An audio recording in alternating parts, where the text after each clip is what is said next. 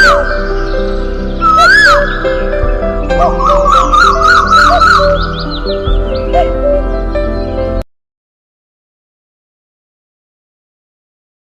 நண்பர்களே, எல்லாருக்கும் அன்பான வணக்கங்கள்.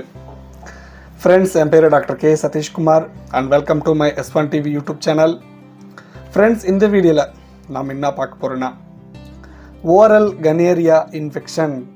சில நண்பர்கள் ரீசெண்டாக நம்ம கிளினிக் விசிட் பண்ணாங்க. சில பேர் கேட்டாங்க, என்ன சார் எனக்கு ஆணுறுப்புலேருந்து சீவு மாதிரி வருது, ஸோ இது ஆல்ரெடி கனேரியா இன்ஃபெக்ஷன் நீங்கள் சொன்னீங்க, எனக்கு வாயில் கூட சேம் சிம்டம்ஸ் இருக்குது, ஸோ லைட்டாக அல்சர் மாதிரி இருக்குது, ஸோ கொஞ்சம் அன்ஈஸியாக இருக்குது, ஒயிட்டாக இருக்குது வாயில், ஸோ கொஞ்சம் இன்ஃபெக்ஷன் மாதிரி இருக்குது.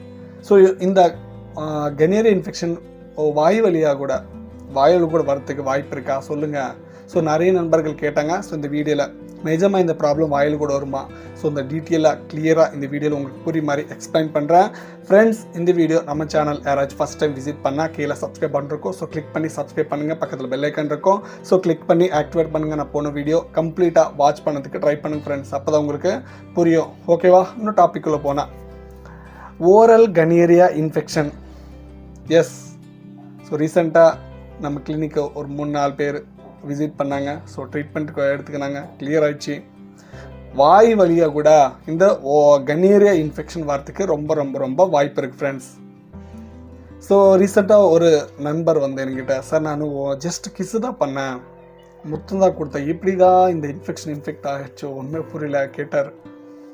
So not only sex, not only intercourse, so intercourse வச்சிங்கன்னா தான் இந்த இன்ஃபெக்ஷன் வரும்ன்றது இல்லை ஃப்ரெண்ட்ஸ். நீங்கள் வாய் வழியாக கூட முத்தம் கொடுத்தனா கூட, ஜஸ்ட் கிஸ் பண்ணால் கூட அவங்களுக்கு இன்ஃபெக்ஷன் இருந்தால், அந்த ஓரல் கனேரியா இன்ஃபெக்ஷன் இருந்தால் உங்களுக்கு இன்ஃபெக்ட் ஆகிறதுக்கு வாய்ப்பு இருக்குது.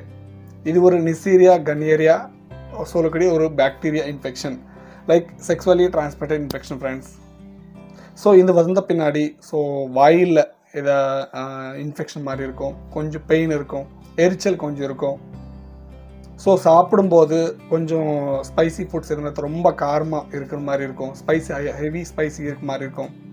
ஸோ இது ஒரு பாக்டீரியா இன்ஃபெக்ஷன் ஃப்ரெண்ட்ஸ். நீங்கள் ஏதோ அப்போ ப்ரீவியஸ் வீடியோவில் ஆல்ரெடி நான் எக்ஸ்பிளைன் பண்ணிட்டேன், இது பற்றி சிம்டம்ஸ் என்னென்ன இருக்கணும்.